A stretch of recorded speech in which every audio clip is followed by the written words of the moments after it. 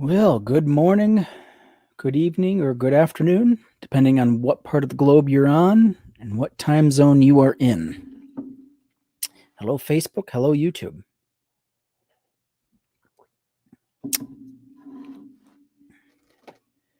Guess we'll just wait for a few people to show up. Today, I thought I'd do a little something different. I'm going to try reading. I'm going to try to read through a book I've been meaning to get through for a very long time. You ever have that book you've been meaning to read that you've been dying to read, but it's never a good time to start. So I'm going to invite a few people that I might be interested in. But let me know if this isn't something you're interested in, and I will not tag you anymore.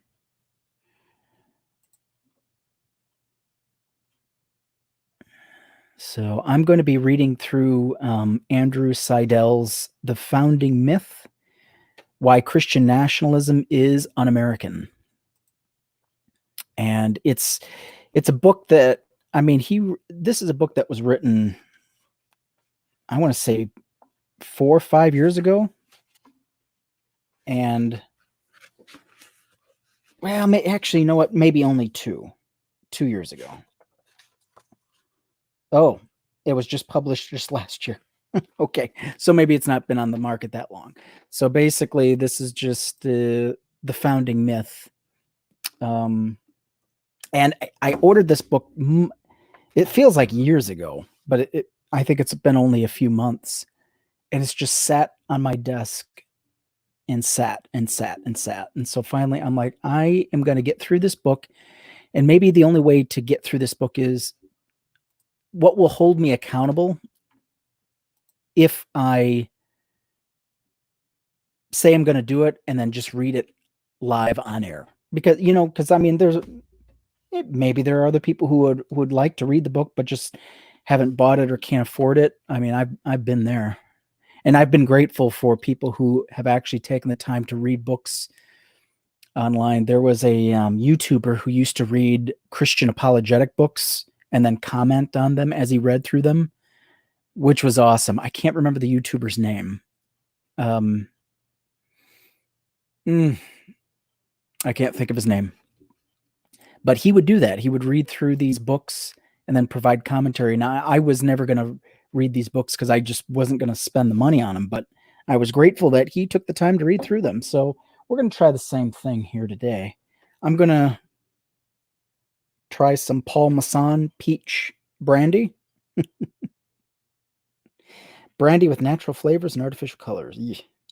It's only 27%. If memory serves, this is on the syrupy side, so I'm not going to have too much of this. Oh, yeah, that's not bad. Yeah, it's very sweet. All right, well, without further ado, just wait for a few stragglers to come in. Oh, by the way, if you want me to add you to the list of people to tag in these videos, please let me know. Let me know in the comment section, and I will make a list of people who want to be tagged. And that way, I just don't want to tag a bunch of random people and they don't have any interest in it. But I would happily tag everybody if I could. I think you're only allowed up to 100 people. But anyway, so my goal is to get through this book in about a couple months, chapter by chapter. Some of these chapters are quite short, so it's not going to be very, it won't be very long. But for this book, I'm going to read the preface and the introduction and then chapter 1. The preface is written by Dan Barker. He's the co-president from the Freedom from Religion Foundation. Excellent organization. And they're the ones who have been fighting Christian nationalism, fundamentalists who have been trying to get laws passed, ordinance passed that are strictly favoring their religion, and also to basically encroach on the rest of us. So you'll forgive me. I am fighting the first phases of a cold. So if you see my camera go off and the mute button go on, you'll know why. I'm going to try to be as couth as I possibly can. I don't want to gross anybody out. But let's get started, shall we? Again, this is Andrew Seidel's The Founding Myth, Why Christian Nationalism is Un-American. And the preface is by Dan Barker, which, by the way, I had the privilege of meeting in 2017 at a basically it was a Reason rally in Milwaukee, so that was nice. Dan Barker says, I met Andrew Seidel in 2010. He came to a speech I gave at Metro State College in Denver, where I told my personal preacher to atheist story and described the work of the Freedom from Religion Foundation to keep state and church separate. Andrew remembered, and I compared Christian nationalists to those territorial animals who mark off their boundaries, howling, the Capitol is ours, the State House is ours, city halls, police departments, public schools, the whole country is ours. After the speech, Andrew introduced himself. I remember his name because he had been a winner of the FFRF's 2010 graduate student essay contest on why we need to get God out of government. He had written about a danger of mixing government and religion. We met for breakfast the next morning, and I quickly saw that Andrew is one smart and interesting guy. He had been a Grand Canyon guide, asked him how many basketballs it would take to fill that vast gulf, and had done legal work with environmental law clinics working to take down polluters. But he spent most of the breakfast asking me about FFRF. I didn't realize until later that he was conducting a job interview in reverse. We were all so impressed with Andrew that about a year later we hired him. He and his wife, Liz Cavell, also a lawyer, moved to Wisconsin. Andrew started work on October 31st, 2011, Halloween approximately enough. Liz joined FFRF's legal department about a year later. FFRF prefers to solve most problems without going to court. In 2018, our legal staff sent out more than 1,000 complaint letters to public officials around the country, resulting in more than 300 victories. But we do file lawsuits. We usually have about a dozen cases in the works at any time in various stages of development in state and federal courts. We litigate over religious symbols on government property, mostly Ten Commandments, Christian crosses, and nativity scenes. Religion in public schools, taxpayer money to repair churches, prayer at public meetings, chaplaincies, and other violations of the First Amendment. We are currently suing the IRS in 2 different cases involving preferential benefits to ministers in religious organizations. In the first 2 years of Trump's presidency, we racked up an impressive record of 16 victories, decisions, or positive settlements, and only 2 losses. Andrew was a big part of that. As I write this, one of those losses is on appeal, and it involves me personally. When a member of Congress asked the chaplain of the U.S. House of Representatives to invite me to open Congress with a secular invocation as a guest chaplain, the congressman was told no. Since an atheist does not believe in a higher power, I am not qualified to solemnize the workings of government, though the Supreme Court has said otherwise. Andrew Seidel and the FFRF attorney Sam Grover conceived the case and worked on it long without outside litigators. The district court in Barker versus Conroy ruled on procedural grounds that we could not sue the chaplain because although I was indeed injured, the violation of my constitutional rights was not traceable to the chaplain. He is simply following the orders of Congress. Believing that the House of Representatives should be representative, we appealed. In October 2018, Andrew gave the oral arguments in the U.S. Court of Appeals for the D.C. Circuit, and he did a masterful job. Andrew has also advocated deep research, and it showed. As the judges hammered him with questions, he calmly replied with facts, history, legal precedent, specific citations, and clear logic. All those weeks of preparation, including 2 arduous moot courts, paid off handsomely. His fondness for research and preparation show in this book. Andrew is now FFRF's Director of Strategic Response, a jack of all trades, and on top of his workload, he has persistently been writing and researching for this book, a project he started before we knew him. When it was taking shape, I suggested it be called America is Not a Christian Nation, and it's a good thing. It's a good thing it isn't, because that is exactly what Andrew has proved in the founding myth. Dan Barker, co-president, Freedom from Religion Foundation.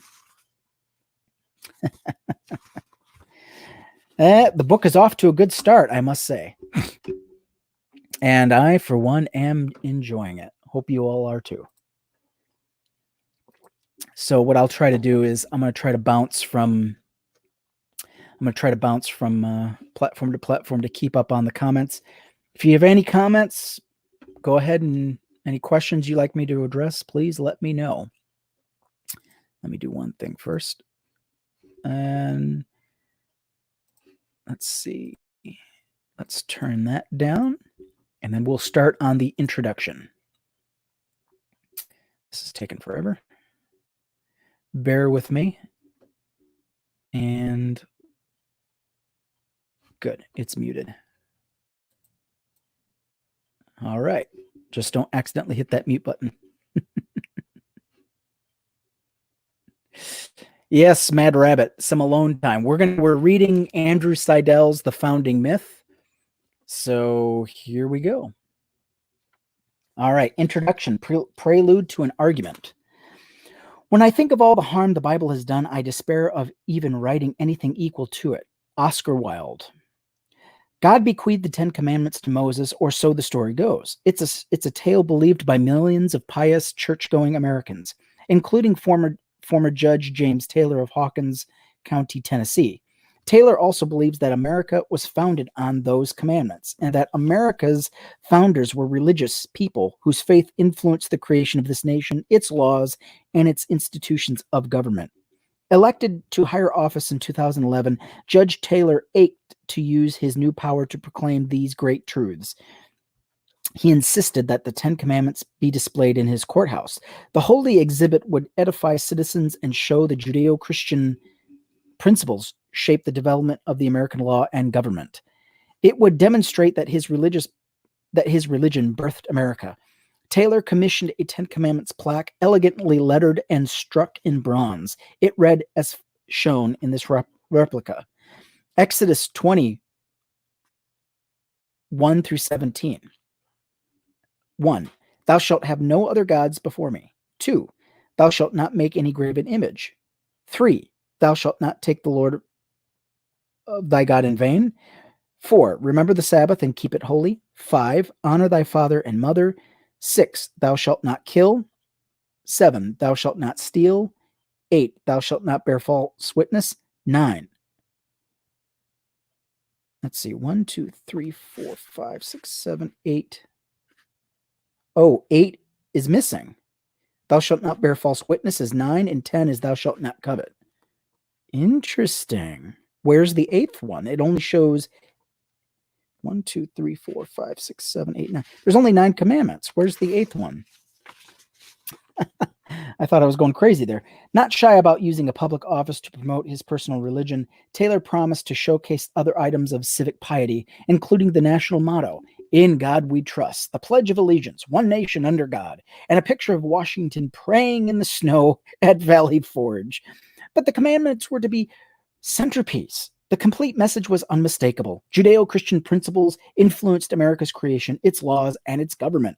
This widespread belief is unexamined and, like Judge Taylor's plaque, unable to withstand scrutiny. Looking closely at the wording on that plaque, Taylor lists 9 commandments, not 10, omitting the adultery stricture. He also mislabeled his 9th commandment as the 11th. Yes, he did. That's Roman numeral 11. Roman numeral 10 plus 1. That's 11. I didn't even see in order to say the Roman numeral 9, you put 1 and then X. What that means is X is 10, 1 is subtracting from the 10, and that's how you got 9. He's got the Roman numerals backwards. Oops. Hypocritically, Taylor pocketed donations meant to finance the commandments display and had stolen money from his clients. One former staffer filed a $3 million sexual harassment and retaliation lawsuit against the married Taylor.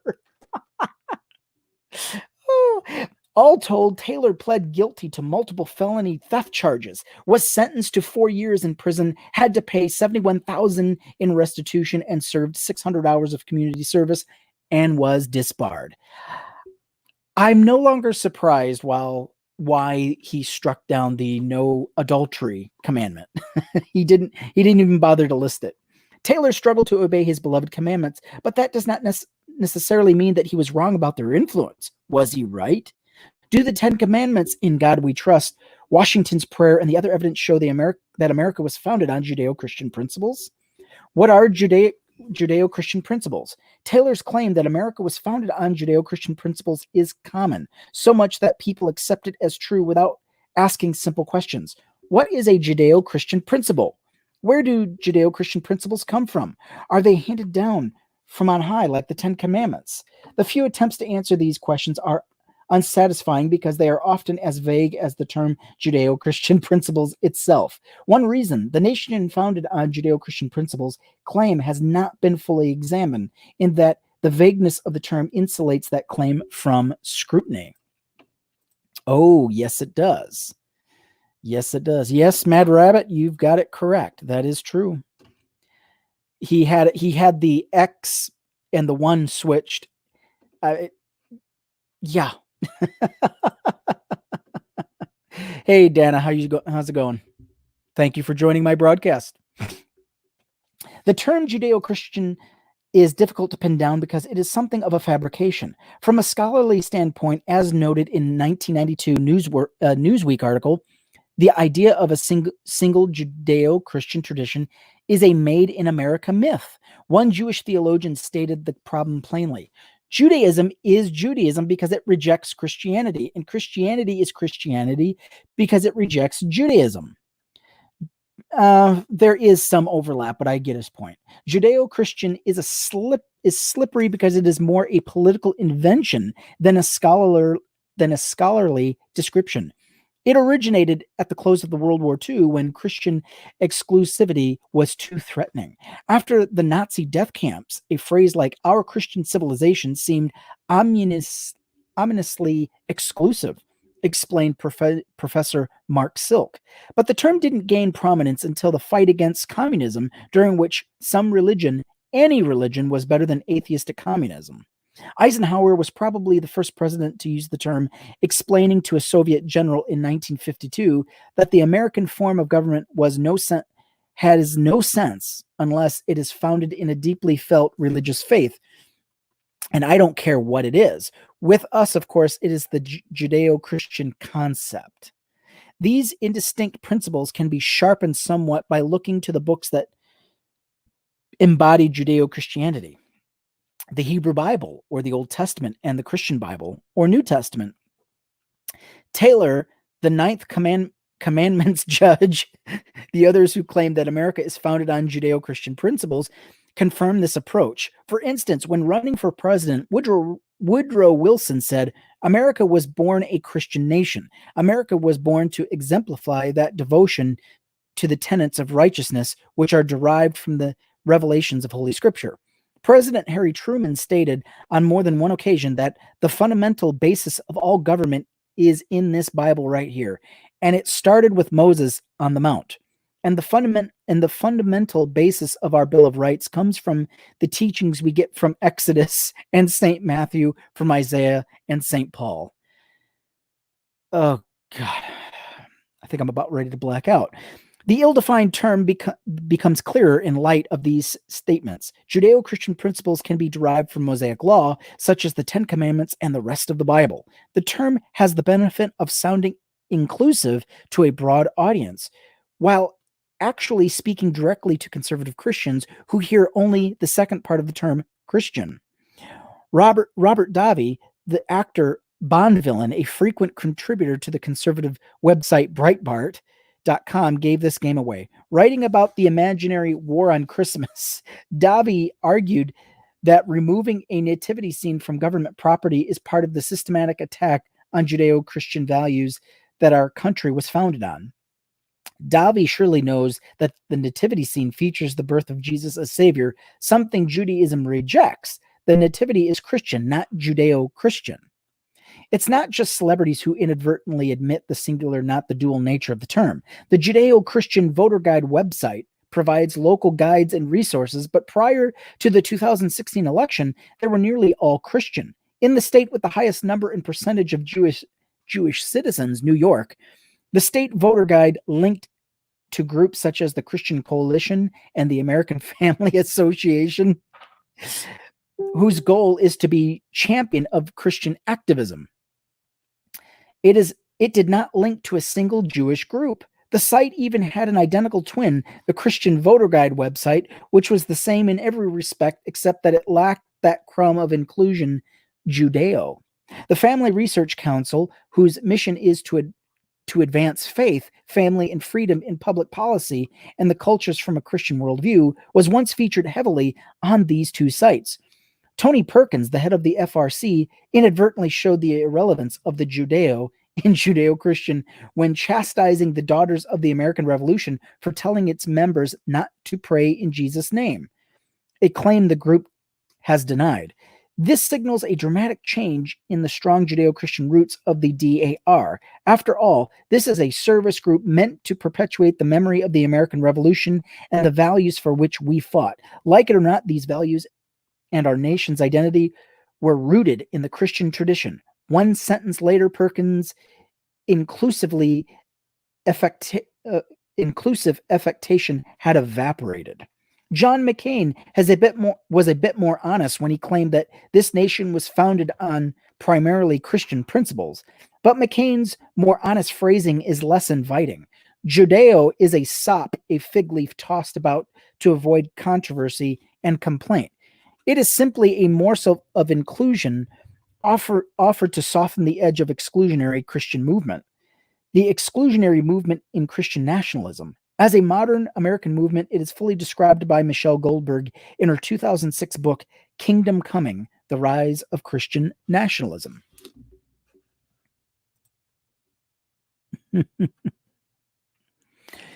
Macbeth says, shame, shame, shame, shame. Okay. I'll take it. All right. Moving on. Christian nationalists are historical revisionists bent on restoring America to the Judeo-Christian principles on which they wish it were founded. They believe that secular America is a myth, and under the guise of restoration, they seek to press religion into every crevice of the government. They not only think it appropriate for the government to favor one religion over others, but they also believe America was designed to favor Christianity. To them, America is a Christian nation founded on Christian principles, and promoting that belief is a religious duty. History has proven to the framers of the U.S. Constitution that religion is divisive. They separated religion from government to avoid the mistakes of past regimes. The framers and the citizens of their time intended to guard against the civic divisiveness that followed when the government weighs in on one side of religious debate. Nothing does a better job of roiling society, wrote the Supreme Court in 2005. When examining the origins of the religion clauses of the First Amendment, Christian nationalism's fabricated history conceals an important historical truth, that religion and government are best kept on either side of an impregnable wall as the founders intended. This book seeks to expose that fabricated history and tell the greater truths. Is Christian nationalism really a problem? Is it influential? It is because of Christian nationalism that President Donald Trump is a phrase that reflects reality and not reality television. Before Trump, Christian nationalism tended toward the corrupt and inept. It was an odd, impotent curiosity. But the 2016 election changed that.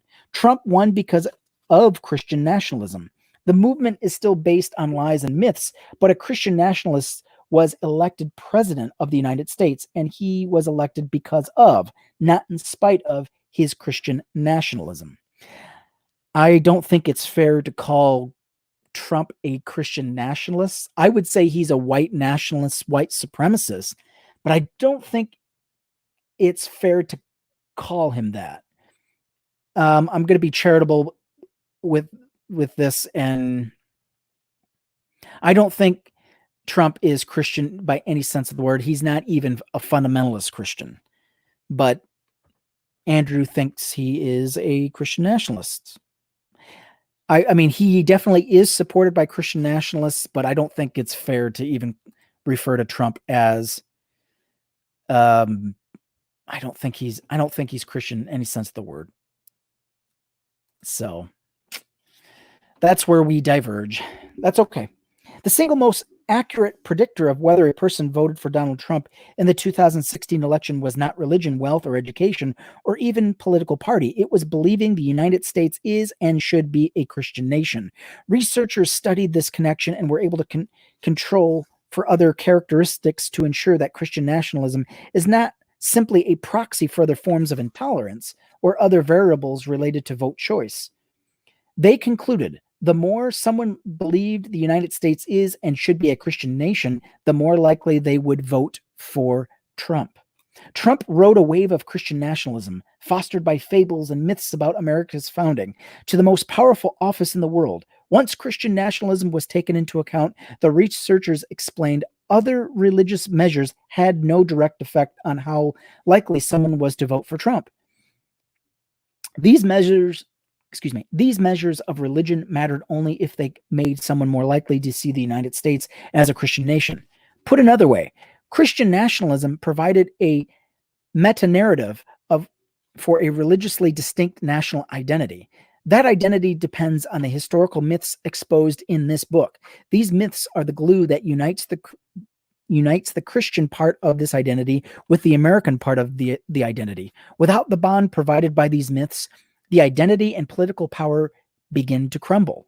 Christian nationalism is, at least in this sense, more important than religion, political party, or any other factor in American life.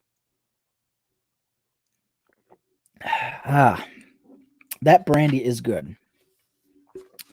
I think I'm going to pour myself another glass. Only after the shock of the 2016 presidential election subsided could we begin to fully understand the power of Christian nationalism. During the election and before, Christian nationalists themselves underestimated their power. Few expected Trump to win, let alone win because of his Christian nationalism. Christian nationalists had caught the presidential tiger by the tail and were unprepared. Playing catch-up in February 2016, a loose coalition of conservative religious groups and Christian nationalists lynched Project Blitz, a curious sobriquet given its historical connotations. The goal was to elevate traditional Judeo-Christian religious values and to reclaim and properly define the narrative which supports such beliefs. Project Blitz encapsulates the problem Christian nationalism poses. First, it seeks to alter our history, values, and national identity. Oh, can anybody say the word Dinesh D'Souza? Can anybody say the word Alex Jones? Can anybody say the name Rush Limbaugh? Yes. Redefining history. I mean, that's it in a nutshell. Then it codifies Christian privileges in the law, favoring Christians above others. Finally, it legally disfavors the non-religious, non-Christians, the minorities such as the LGBTQ community, for instance, permitting discrimination against them in places of public accommodation or in employment. This legislative push, ongoing as this book goes to press, includes 3 categories of bills that reflect these steps, all of which promote Christian nationalist myths and lies. The first category centers on our country's religious heritage.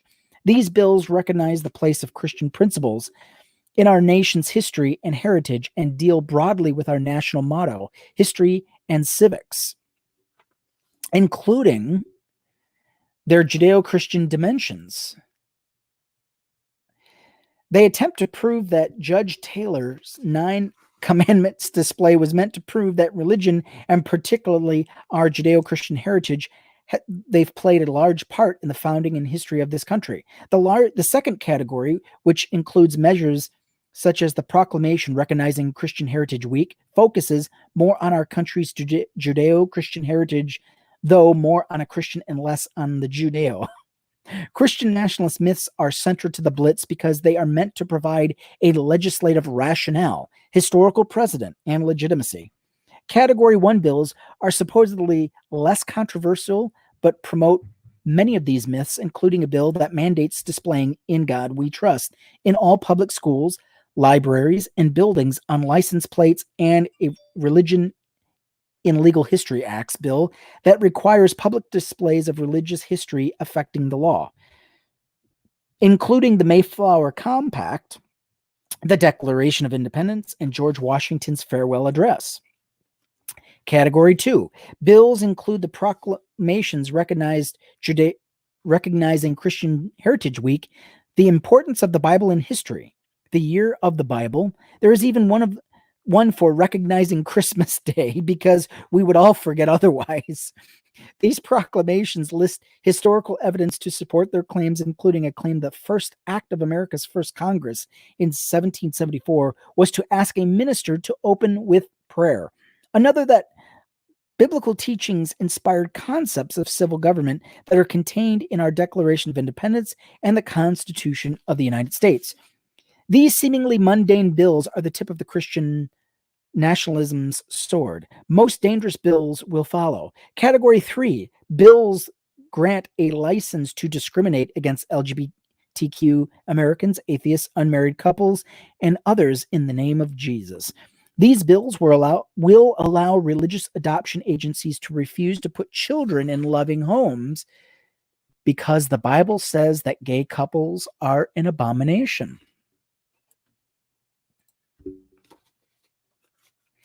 They seek to give businesses and places of public accommodation the right to discriminate against customers of a different religion or even skin color, though Christian nationalists would be unlikely to admit the latter. This discriminatory agenda cannot be furthered without the seemingly innocuous bills that first warp our sense of who we are as a nation. The goal is to redefine America according to the Christian nationalist identity and then reshape the law accordingly. As of the end of April 2018, Project Blitz has resulted in more than 70 proposed bills nationwide. Christian nationalism's identity is built on the foundational myths underlying these bills. This inescapable point is reflected in their legislative strategy.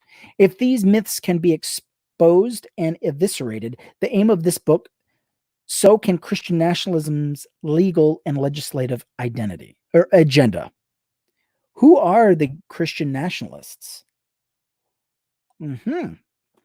Let's get into that.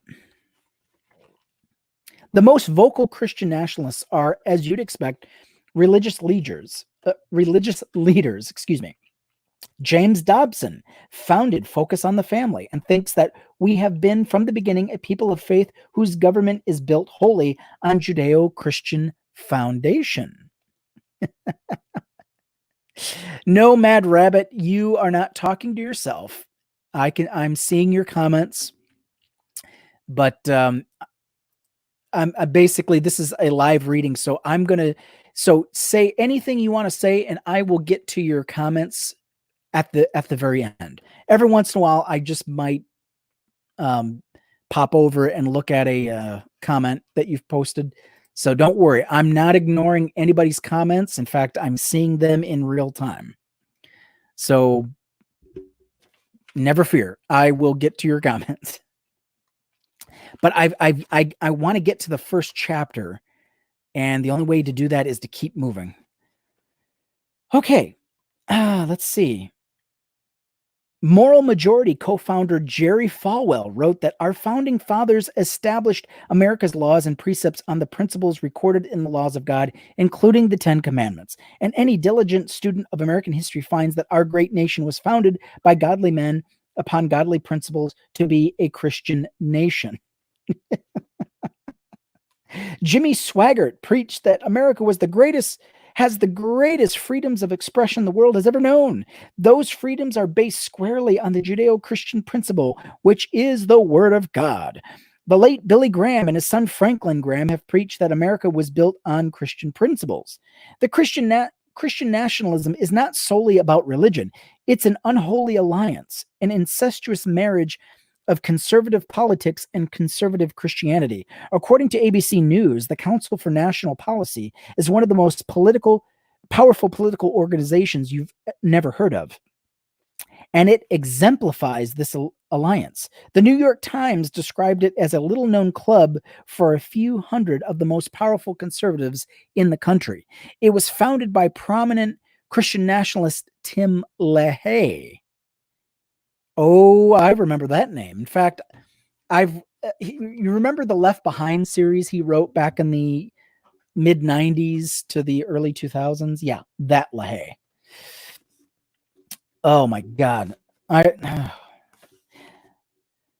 remember reading that series as a Christian and just the feeling of being blown away at the artful description of the end times rapture. Tim LaHaye and its secretive membership roll is filled with Christian nationalists from the religious and government sectors, including many repeatedly cited in this book.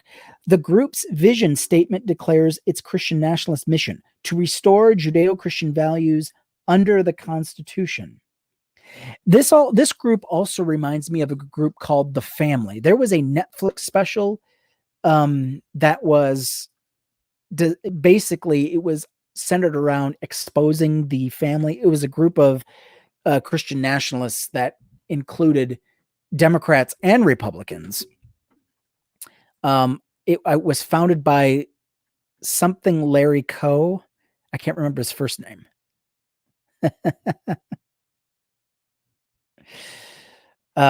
So yeah, it's either Ethan Allen Coe or something Coe. Ethan Allen Coe, I think that might be a country singer. Oops. Anyway, his last name is Coe, and he co-founded the Family back in the 70s, I want to say.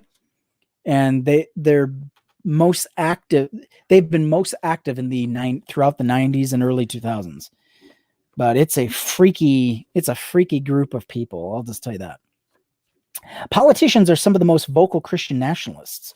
Presidential candidates seem particularly fond of repeating Christian nationalism claims. In the run-up to the 2016 election, Donald Trump was asked point blank, "Do you believe that America was founded on Judeo-Christian principles?" He replied in his prolix, disjointed fashion, "Yeah, I think it was.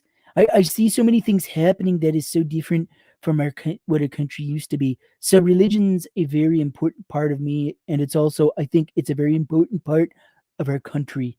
After winning office from 81% of the white evangelical vote, Trump became slightly more adept when deploying Christian nationalistic rhetoric. As president, he has often claimed that in America we don't worship government, we worship God. He supports this line, so popular with his base, by trotting out some of the favorite Christian nationalistic talking points, including one, that the American founders invoked our Creator 4 times in the Declaration of Independence. 2, that the Pilgrims at Plymouth were religious and prayed. 3, that our currency proudly declares, "In God we trust." 4, Benjamin Franklin reminded his colleagues at the Constitutional Convention to begin by bowing their heads in prayer. 5, the president takes the oath of office and says, "So help me God." 6, that we proudly proclaim that we are one nation under God every time we say the Pledge of Allegiance. Whoop-de-doo. I would like to remind everybody where the Pledge of Allegiance first came from. It was authored by a socialist who designed the pledge to be used by any country in the world, never mentions God once. Never mentions God once. In fact, it didn't even have the United States wasn't even included in it. I pledge allegiance to the flag for which it stands. It totally skipped the United States. One nation, indivisible. Okay, it didn't say under God. That was added back in the 50s. And in fact, this was actually called a socialist pledge. And let's see, I think it was penned in the early 1900s, if I'm not mistaken, like 1918, something around that time. I'll have to look it up. This book will address all of these anemic talking points. No shit. Damn near invisible. While campaigning in 2016, Trump's primary opponents joined him in promoting these myths. No, without bothering to support his position, Senator Marco Rubio argued, if you don't believe that Judeo-Christian values influenced America, you don't know history. You don't know shit. After winning the Iowa primary, Senator Ted Cruz told CNN, this is a country built on Judeo-Christian values. He also vowed, ironically, given the election's outcome, to defend against Trump the GOP platform, which was the manifestation of the Judeo-Christian principles, the values that built this country. Ohio governors John Kasich promised to create a new federal agency that was a clear mandate to promote the core Judeo-Christian Western values. Kasich asserted that it's essential to embrace again our Jewish Christian tradition rather than running from it, hiding from it. Okay, the reason why I laugh is Ted Cruz, when he was campaigning, was very vitriolic against Trump. He was very outspoken. Him and Trump were at each other's throats during the campaign. In fact, Ted Cruz, in fact, warned what would happen to the United States if Trump were ever elected. And what happened? Trump gets elected, and what does Ted Cruz do? Like the bitch boy he is, he tucked his tail between his legs and held the party line. Held the party line. The party line is now the party of Trump, by the way. GOP is now gone. It is now Trump's party. Yeah, they don't mention that. Yeah, he insulted Ted Cruz. I mean, Trump went after Ted Cruz's wife. It's just, yes, Mad Rabbit, I think, has David Allan Coe, country singer, was yeah, David Allan Coe. So I'm trying to remember who the founder of the family is. His last name is Coe, not Cole. Coe. I want to say Ethan Coe something. Anyway, but Mad Rabbit says the Pledge of Allegiance was, I pledge allegiance to my flag and the republic for which it stands, one nation, indivisible, with liberty and justice for all.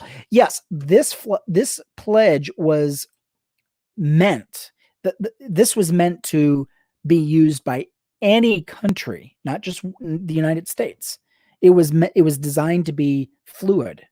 It could be used by any country in the United States. And I think his inspiration behind that was to promote oneness, to promote I don't want to say utopia, but basically the joining hands of each nations, putting down their arms, putting down the rifles, and we can band together. We can be together as one people, but different cultures, different ethnic groups. And I mean, it's not, I would say that's not a bad thing to aspire to.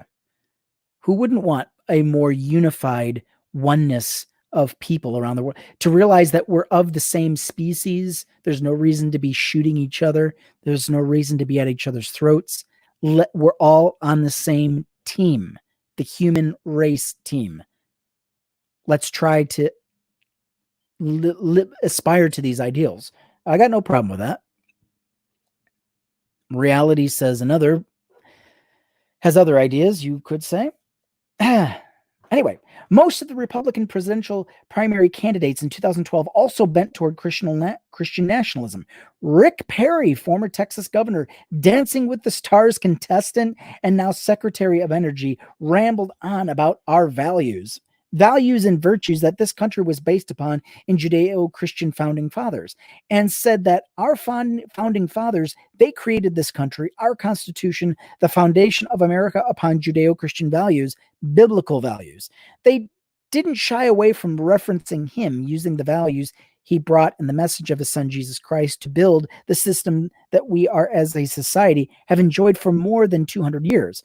Senator Rick Santorum was infamously introduced at a campaign rally in Baton Rouge by a pastor who hauled out, "Get out!" at all the non-Christians in America, because America was founded as a Christian nation. Santorum was forced to distance himself from these remarks. Representative Michelle Bachmann argued that American exceptionalism is grounded on the Judeo-Christian ethic, which is really based upon the Ten Commandments. The Ten Commandments were the foundation of our law.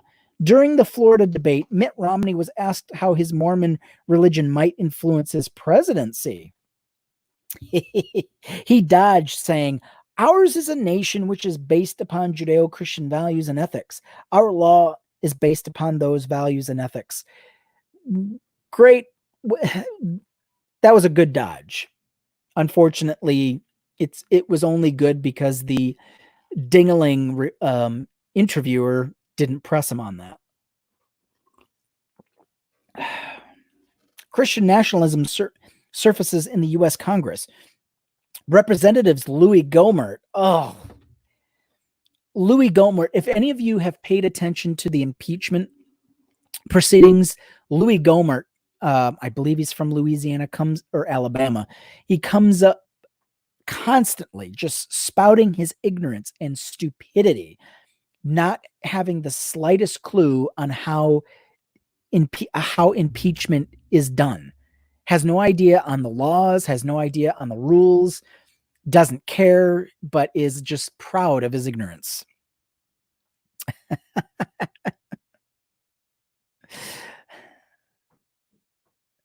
Okay. Oh man, you're watching me at 2 times the speed, Jonah. My gosh, I have a way of speaking when I'm reading that it's just more rapid fire. So if you can understand a word in 10, my hat's off to you. My hat's off anyway.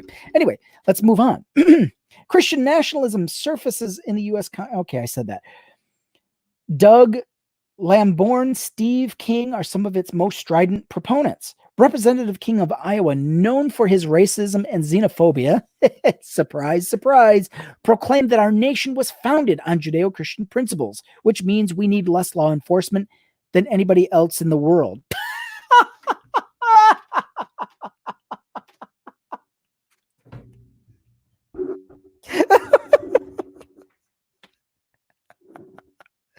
Oh, good. Okay. Let me read that again a little slower. Who is this jackass? Steve King.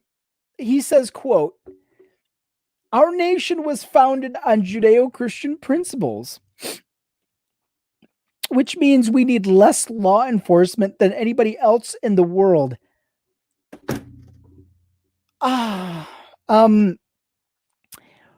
Right.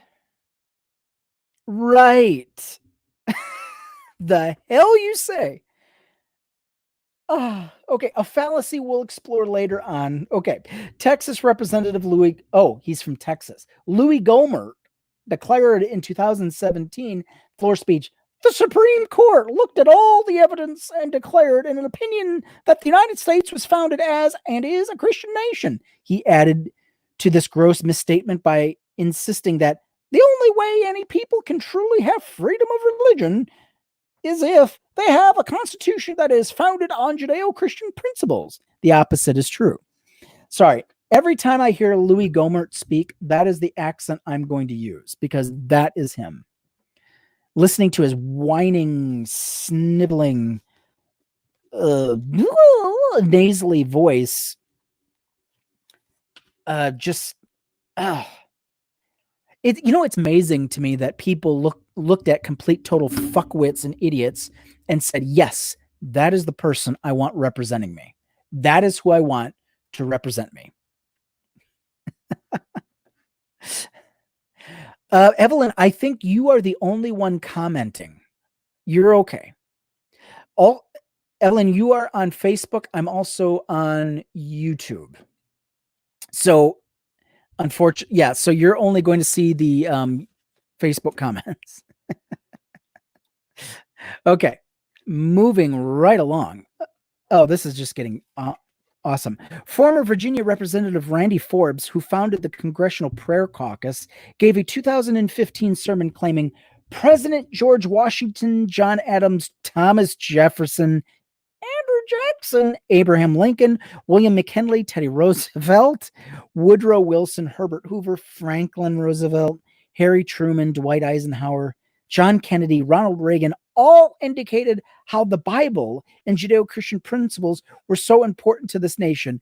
I'm sorry, I have to take umbrage with the use of some of these names. How dare you include Franklin Roosevelt. Okay. I apologize. I think that's a different Franklin Roosevelt. I hope that's not the Franklin FDR, Franklin Delano Roosevelt. Was there another Franklin Roosevelt that I'm having a brain fart on? Oh my God. Anyway, I'm going to move on.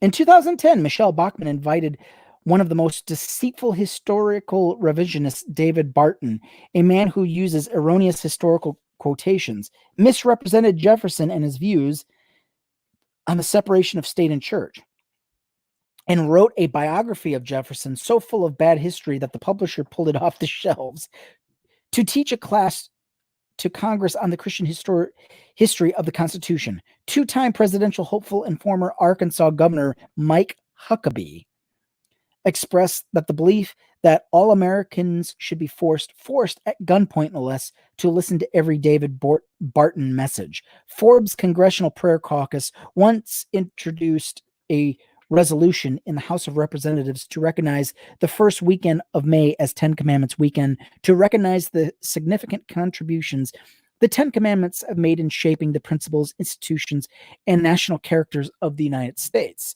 The resolution also claimed that the Ten Commandments are an elemental source of the United States law. Not quite. Forbes and Barton founded and run the groups the Congressional Prayer Caucus Foundation and Wall Builders, respectively. Build that wall. Yeah, wrong wall, guys, but that's okay. Leading the Christian nationalist push discussed earlier, Project Blitz. Politicians and political parties have elections to win, so their words can be discounted. But some scholars also have made these claims. Michael Novak, a former United States ambassador to the United Nations Commission on Human Rights and a professor at Stanford, Syracuse, and Notre Dame, agreed with 18th century jurist Sir William Blackstone that the law of Moses is the font and spring of constitutional government. Thomas Jefferson thought that the idea that the Ten Commandments or Christianity was the foundation of English common law, an odd-word monkish fabrication, and a fraud. Anson Phelps Stokes, a priest and former secretary of Yale, wrote in his 3-volume work on church and state in America that the ideal of the Declaration of Independence is, of course, a definitely Christian one that is clearly based on fundamental Christian teachings. Less scholarly examples include judge-turned-television personality Andrew Napolitano, who thinks that we have a Constitution and a Declaration of Independence that embodies Judeo-Christian moral values. Author and disgraced Fox News host Bill O'Reilly advocates teaching Christian nationalism in public schools. Kids need to know that just as Christian tradition because that's all of our laws are based on. That's what the country's philosophy is based on because that's what forged the Constitution. Fuck it. We're going live. We'll do it live. Teach the kids Judeo-Christian tradition. We'll do it live. Yes, Mr. Rapist, sexual Mr. Sexual Harassment, Bill O'Reilly.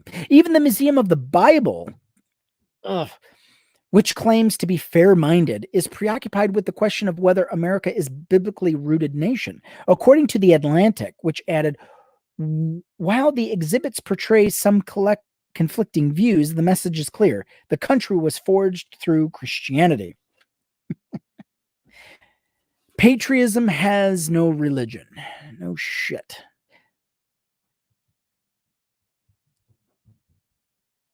Yeah, I know. How do you explain the mental gymnastics to arrive at that conclusion? Christian values equals less law enforcement? No. Yeah, Franklin Delano Roosevelt. And then Delano and Theodore.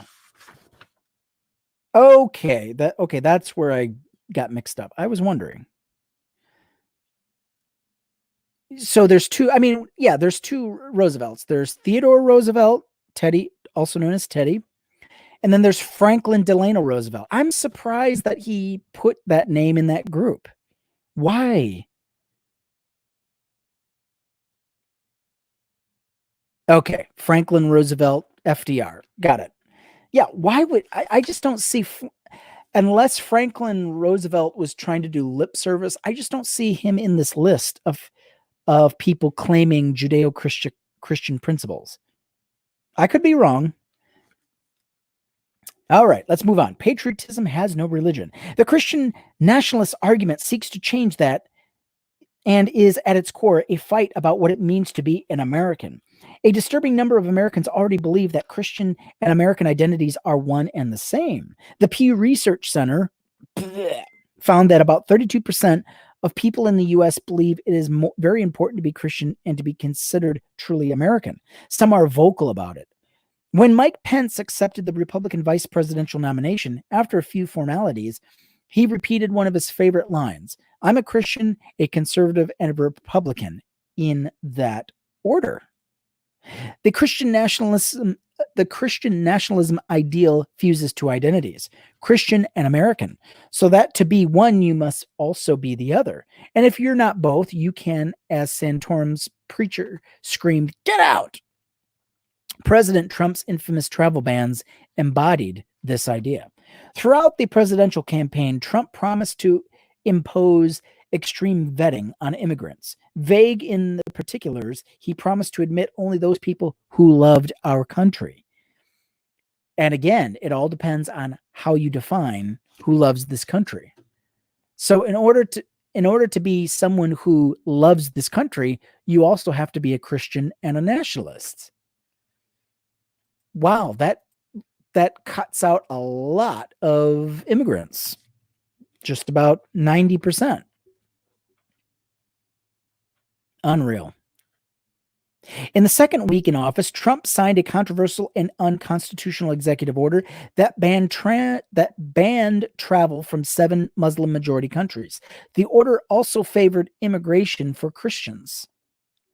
Anyone who is oppressed for their beliefs should be welcome in this country.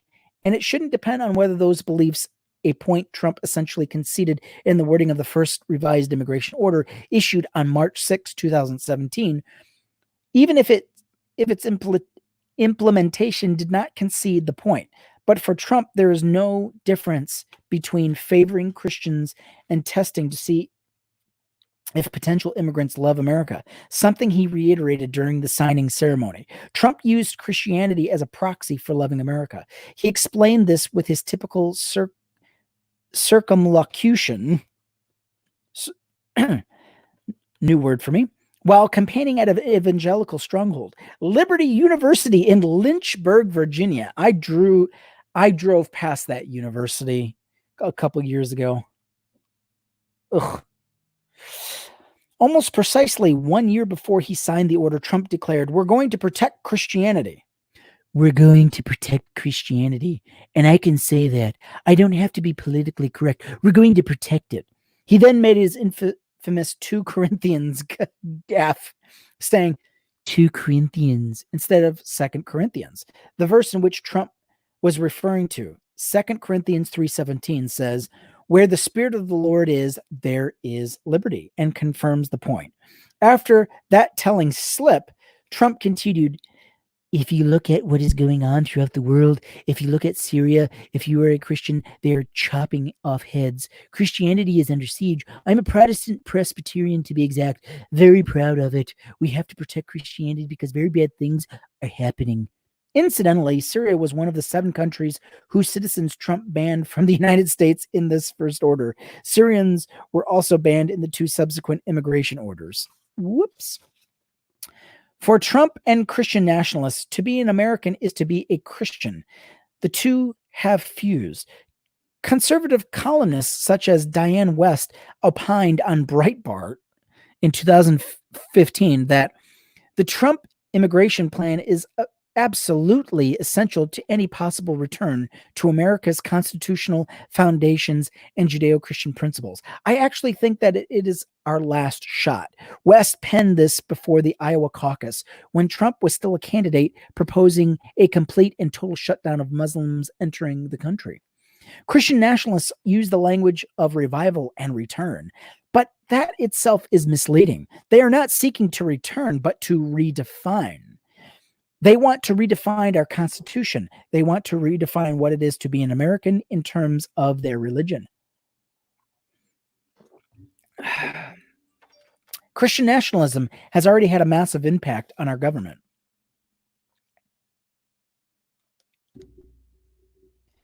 And its policies, including foreign policy. When Trump moved the U.S. Embassy to Jerusalem, Christian nationalist mouthpieces on Fox News declared that he had fulfilled biblical prophecy.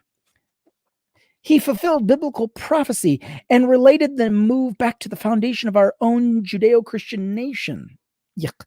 Christian nationalism affects immigration policy, as we've just seen. It affects an education policy could be felt for decades, not just because Secretary of Education Betsy DeVos was a dream opponent for the Christian nationalism goal of dismantling public schools through vouchers and school choice. It has denigrated our concept of equality, including by meddling with the legal definition of discrimination and attempting to redefine religious freedom as a license to discriminate.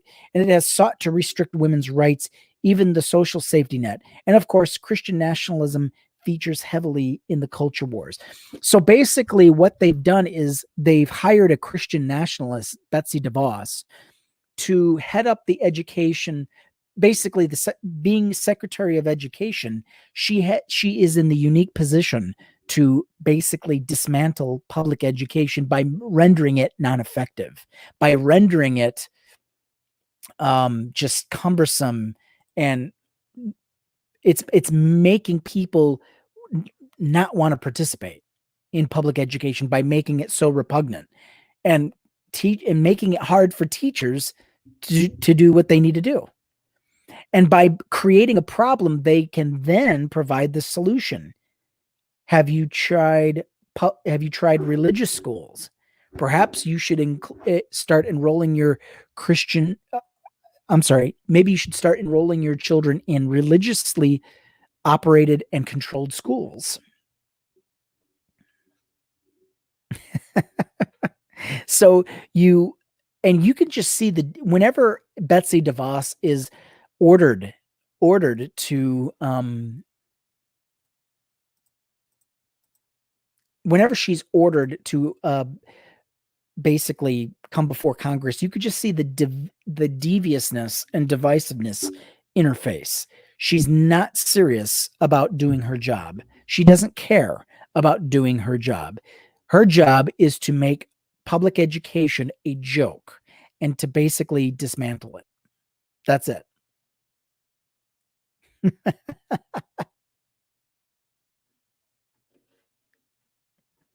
Right. Jonah Epstein says, yes, literally everyone knows about the biblical prophecy about the U.S. president moving the embassy to Jerusalem. It's right there in the book of, wait, where the hell is that? What prophecy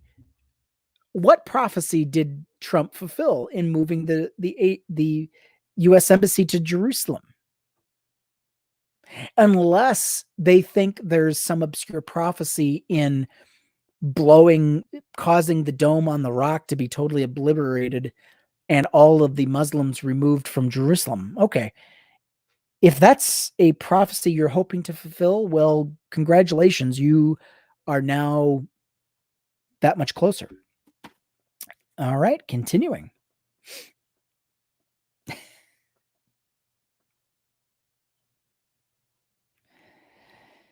Yes, Betsy DeVos.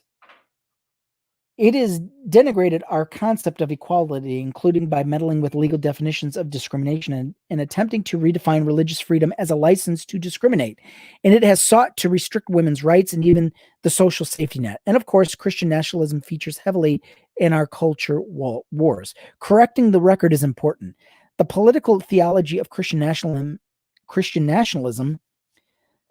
the very identity of the Christian nationalists, depends on the myths exposed in this book. Christian nationalism's hold on political power in America rests on the claim that America was founded as a Christian nation. Without historical support, many of their policy justifications crumble. Without their common well of myths, the Christian nationalist identity will wither and fade. Their entire political and ideological reality is incredibly weak and vulnerable because it is based on historical distortions and lies. In this right-wing religious culture, the lies are so commonplace, so uncritically accepted that these vulnerabilities are not even recognized. The purpose of this book is simple, if lofty, to utterly destroy the myths that underline this un-American political ideology. What I'm arguing and who I am. This objective is particularly important because history is powerful. George Santayana's warning that those who cannot remember the past are condemned to repeat it rings true because the past influences the present. Unfortunately, history's power does not depend on its accuracy.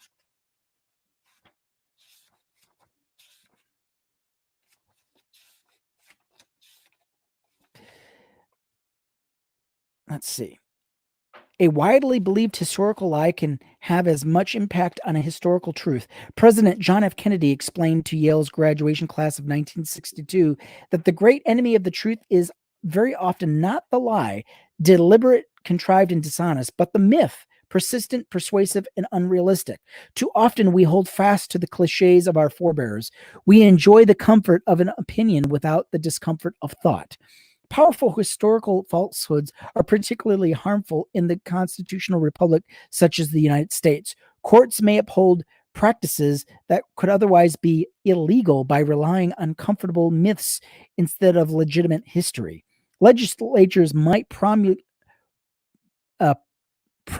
laws based on historical cliches instead of reality. Each law of court decision based on revisionist history provides a new foundation from which the myth can be expanded. The myth feeds off itself, lodging more firmly in our collective consciousness. When James Madison protested Patrick Henry's proposal, three-penny tax to fund Christian ministers, he wrote a landmark in American history law, the Memorial and Remonstrance Against Religious Assessments in 1785. Madison's argument overwhelmed Henry and convinced Virginians to strike down the proposed tax. Madison argued that even small, seemingly insignificant battles to uphold our rights must be fought on principle. Otherwise, the infringements become the authority for future violations of our rights. Quote, "It is proper to take alarm at the first experiment on our liberties. We hold this prudent jealousy to be the first duty of citizens and one of the noblest characteristics of the late revolution. The free men of America did not wait till usurped power had strengthened itself by exercise and entangled the question in precedents. They saw all the consequences in the principle, and they avoided the consequences of denying the principle.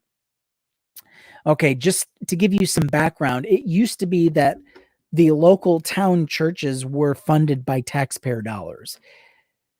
All the way up to the mid to late 1800s, some of these churches remained as taxpayer funded institutions. So it's amazing. So what Patrick Henry was advocating for was to make a tax increase for these churches. And so what James Madison did was he said, no. This is dangerous, and here's why. So I just thought I'd jump in with that. Because of history's power, myths can endanger our liberty. It is our duty as citizens to guard the truths and prevent these myths from becoming tangled in legal and legislative precedents. When Christian nationalists are permitted to use the machinery of the state to impose their religion on all of us, even if they do so during times when dissent is punished, these constitutional violations are remarkably tenacious. Christian nationalism operates like a ratchet or a noose, with each violation tightening its hold and making it more difficult to undo. Worse, the violations are used to justify other violations, so that the tightening proceeds apace. Unfortunately, there are two Christian nationalist myths we failed to guard against. These two myths encompass all the lesser myths that Trump and Project Blitz feed into. The first is that America was founded as a Christian nation. The claim is demonstrably false, as revealed by any number of documents from the time, including America's godless Constitution, Madison's Memorial, the Treaty of Tripoli, which was negotiated under President George Washington and signed by President John Adams with the unanimous consent of the U.S. Senate in 1797, which says that the government of the United States of America is not in any sense founded on the Christian religion. Most people with even a modest grasp of U.S. history, laws, government, or politics can debunk these divisive fabrications. And with that, I'm going to have more brandy.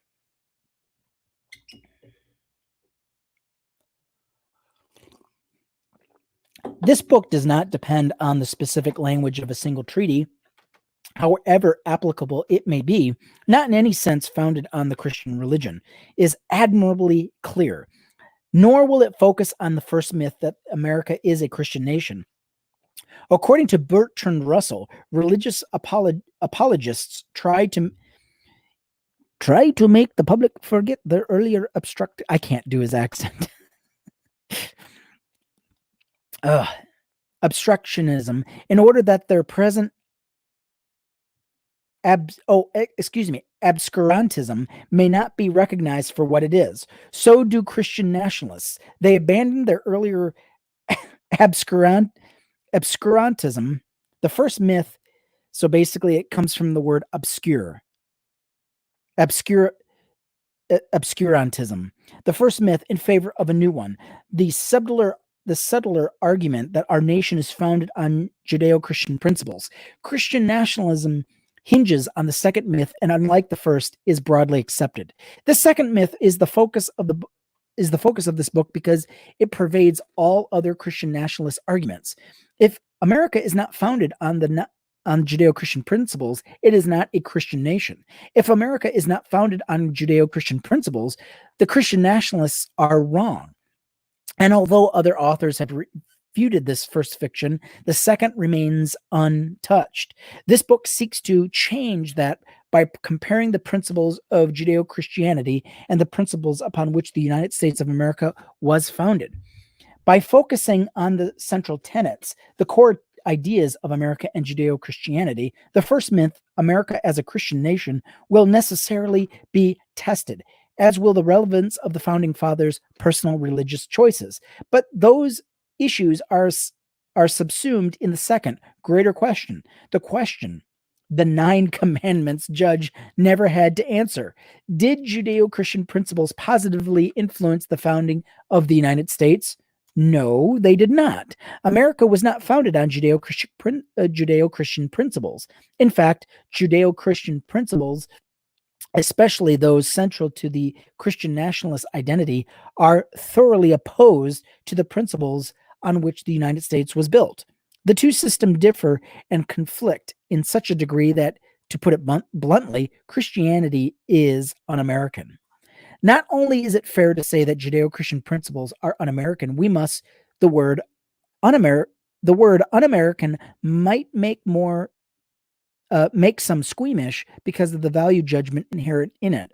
But America is in a fight for its values, its soul, and if you prefer, and Christian nationalism is warping and torturing those values, dragging this country down a dark hole.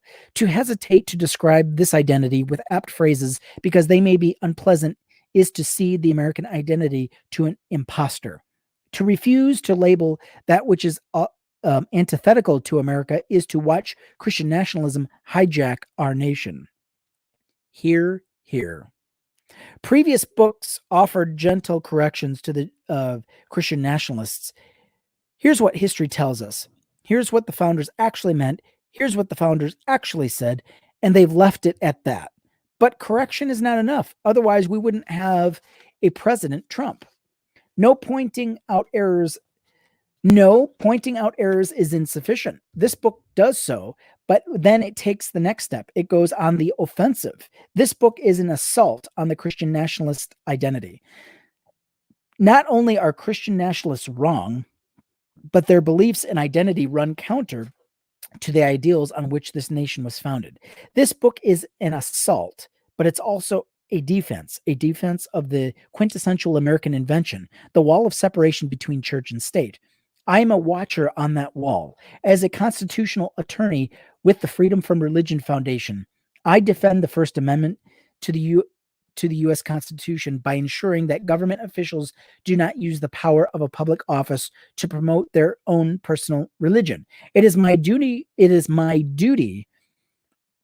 to take alarm at the first experiment on our liberties. We handle thousands of state church complaints every year. Without fail, recalcitrant violators and their vocal supporters argue that they can impose prayer on kindergartners or pass out Bibles in public schools or display the Ten Commandments on public property because this is a Christian nation founded on Christian principles. In short, I rebut this claim for a living, and I've dedicated my career to this fight because it is so important.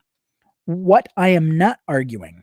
It is important to understand the arguments this book is not making. Our country's government and laws are distinct from its society and culture. It is the difference between our constitution or legal identity or popular or social or cultural identity. This book does not argue that religion is absent from our culture. Indeed, some of the founders thought religion was necessary for an ordered society. As we shall see, this belief was both elitist and mistaken. However, this book will argue that religion is absent from our constitutional identity, that much of the Christian religion conflicts with that identity. That constitutional identity is not fully realized, and this book does not argue otherwise. Many of America's founding principles are aspirational, were for a long time. Since the American founding, successive generations have failed to fully implement the values, leaving it to their children to conquer human tragedies like slavery, segregation, the subjugation of half the American population. We've made progress towards including all people in we the people and have made strides toward genuine equality, but there is still work to be done. Those as yet unmet goals do not alter America's founding principles. Rather, they speak to our ability and appetite to realize those principles. This book will also not revisit that well-trod territory of Judeo-Christians' role in important campaigns like the abolitionist and civil rights movement. Many books have been written about religion's role in these movements while seeming to ignore religion's contribution to the need for those movements in the first place. Right. It's a bit like praising a child for cleaning up his messy room. Religion helped perpetuate slavery in the first century, as well as we'll see in chapter 17 and 24. Religion did not create slavery. War, economics, racism, poverty, and many more explanations for slavery have been advanced. But religion did provide a moral justification for American slavery. A fucking men. Yes.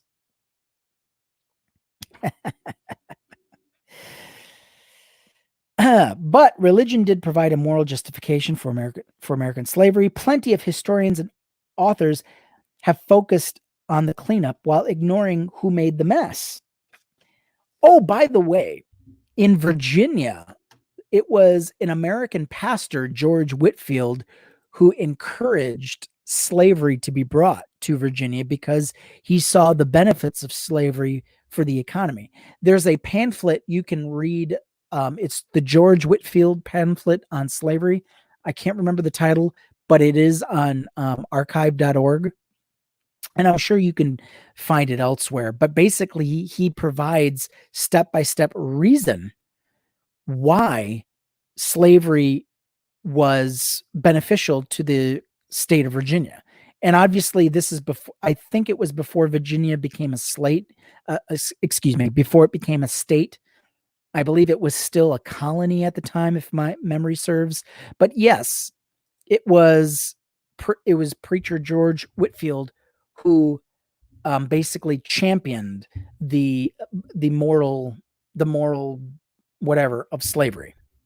In fact, he helped introduce slavery to the colony of Virginia, and it carried over for many, many years after that until they seceded from the Union and we fought a civil war. So yeah, this goes back to the 1700s.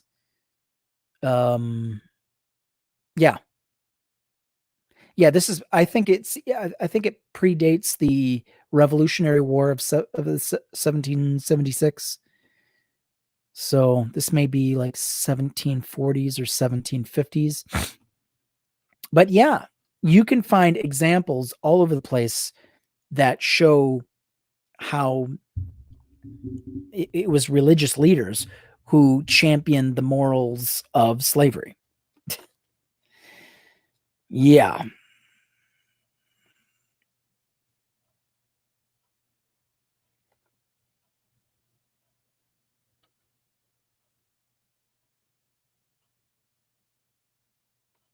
Religion has much to answer for. In short, this book considers the accepted narrative of America's founding from a new angle, one that does not assume religion is a positive influence on the world. I am an atheist with reasoned, thoughtful objections to religion. I do not think religious beliefs should be immune from criticism, even when analyzed from a historical perspective. Religious beliefs are ideas like any other, though they are defended more fervently and can often seem immune to reasoned argument. This book will treat religion like any other idea, not with contempt, but not with undue respect either. Christian nationalism has succeeded in part because of America's ingrained unwillingness to offend religious sensibilities.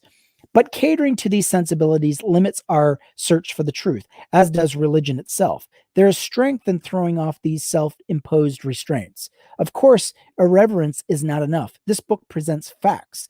The endnotes are extensive, though the important substance is in the text, not the citations. Whether possibly for the founding era, citations are to original sources. If no original source could be found, the point cannot be found in this book. One of the paradoxes of writing a book like this is simply stating facts and relating history from original sources will be seen as an attack on Judeo-Christianity. The destruction of a beloved myth is no more persecution than the erosion of an unwanted privilege. Many conservative American Christians fail to grasp these distinctions, and as a result, they are gripped by a morbid persecution complex. Boy, do I remember that persecution complex well. I lived it. Every new instance of equality, every time a Christian government employee is told to obey the Constitution, Every constitutional religious display removed from government property becomes another talking point of the persecuted majority, the same majority that is overrepresented at every level of American government. When Trump told the Values Voter Summit in 2017, "We are stopping cold the attacks on Judeo-Christian values," he was referring as such much to books like this as he was to store clerks saying Merry Christmas. The founding myth is not a work of academic history, but an argument, an attack. Specifically, it is an attack on Christian nationalism. An argument in brief. This book takes seriously JFK's warning about holding fast to the cliches of our forebears. It is time to subject the myth that America was founded on Christian principles to the discomfort of scrutiny. This book will analyze Judeo-Christian principles and compare them to American principles to see if there is agreement in or positive influence. First, we examine Americans' pre-constitutional era, beginning with the founders. We will not attempt to provide an in-depth examination of the founding fathers and their religion, which would be a book itself, but some discussion is inevitable. In looking at the founders' personal views on religion, there is largely irrelevant, and their views on religious role in society, which were largely misguided. We find that the Christian nationalist argument is both wrong and disrespectful to those founders. No shit. The founders' belief about the separation of church and of state and church and political science, not their personal religious beliefs, are most important. The Declaration of Independence and even its quasi-religious language examined next are opposed to biblical law. Then we'll step back and survey colonial territory where we find true Christian nations, the colonies founded on Christian principles. Those Christian governments were so tyrannical that they became examples for the founders of how not to build a nation.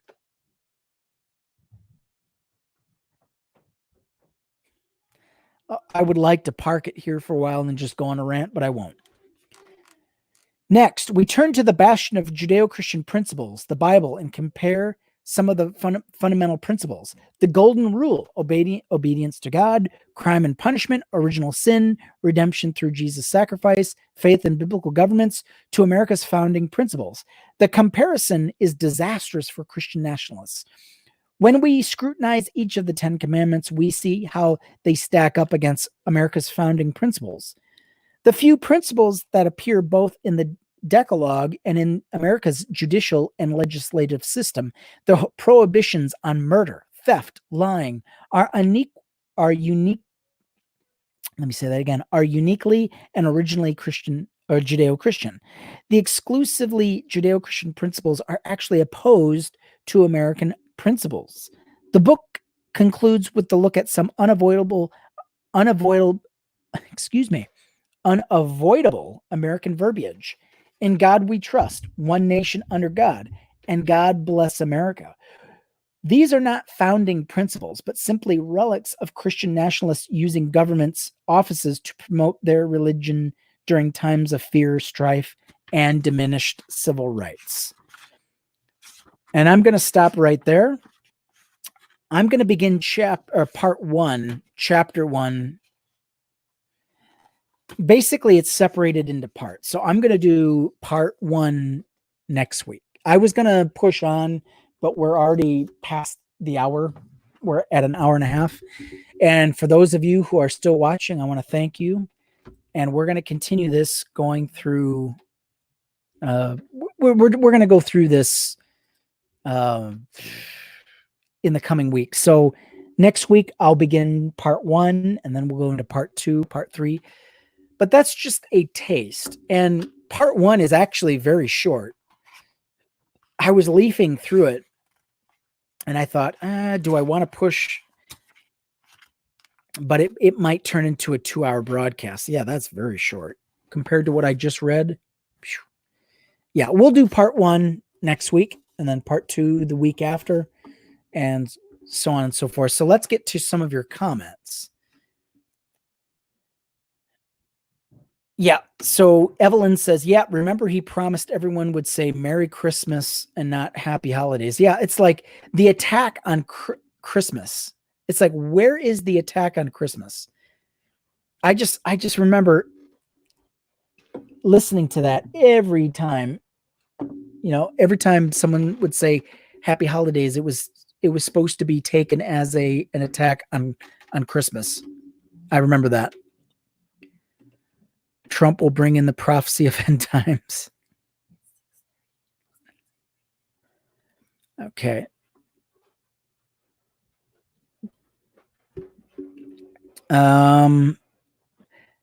Jamestown is where it was started. The Bible even informs us on how to treat. Okay. Interesting.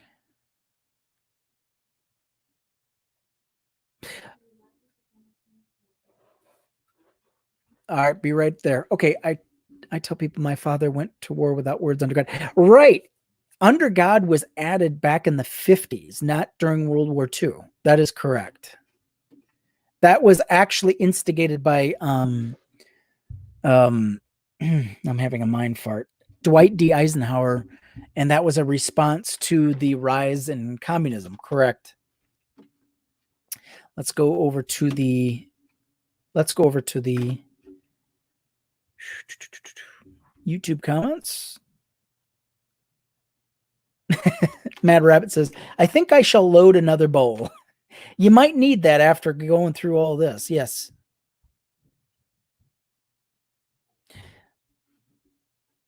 Yeah, let me go back. Most slave ships were Spanish and French flagged ships logs from those days.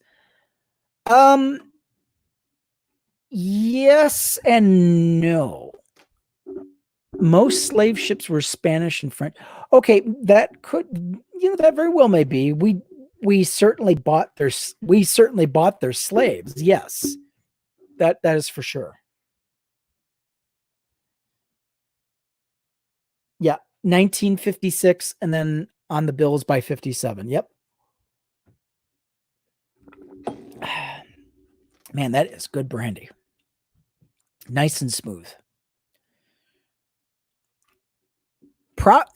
Jonah says prophecy is usually written vaguely enough so that you can fit a bunch of different conditions into it so to occur organically. So basically mean do literally anything, then hype it up. Yeah. Business and religion, profitable stuff. Absolutely. Yes, Portuguese. Yeah, what is ironic is the first slave ship that has been documented to traverse to the colonies was the slave ship Jesus, which I think originated as a Dutch ship and then it was sold.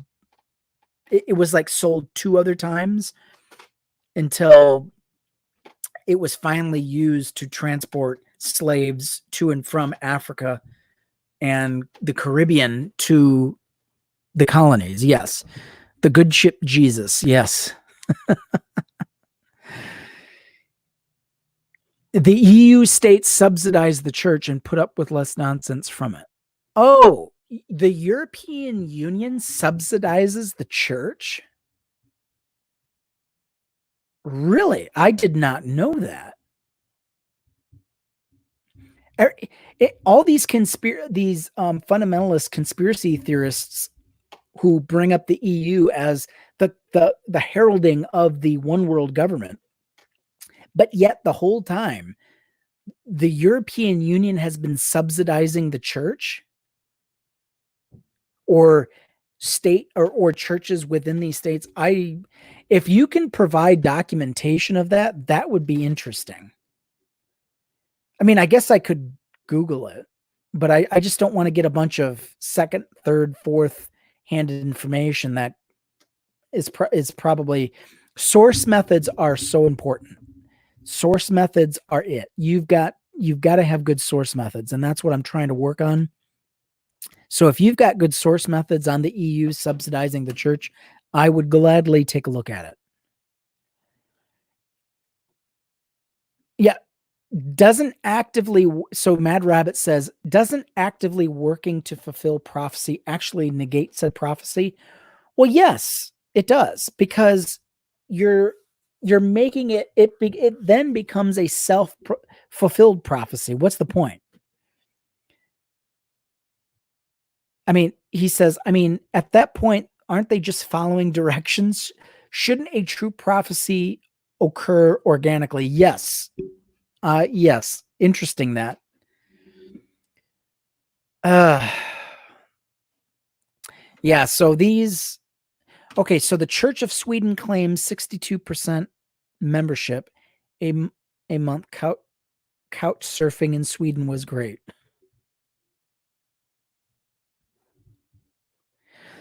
Individual states differ. Go visit, and then it cuts off. Interesting. The Church of Sweden claims 62% membership. So are you saying that the Church of Richard Wood, are you saying that the Church of Sweden claims 62% membership? Are they getting EU subsidization? I hope I said that word right. Are they being subsidized by the EU? Because that's the information I would really like to see. If that is true, that goes against that blows that conspiracy right out of the water. How in the world can you say that the EU is trying to usher in a Luciferian end of times one world government, but yet at the same time they're subsidizing churches? Now, I guess fundamentalist Christians will say, well, those aren't true churches. Those are false churches that will be working with the Antichrist and the false prophet. So the false prophet will be the religious arm of the one world government. So therefore, yeah, okay. Well, I could see that point too. Well, it's been an hour and a half. I want to thank you everybody, one and all, for bearing through this broadcast. Thank you so much. And I will say good afternoon, good evening, and good morning. I hope to see you later, but when I do, it'll definitely be later. Take care, everybody. Stay safe, stay healthy.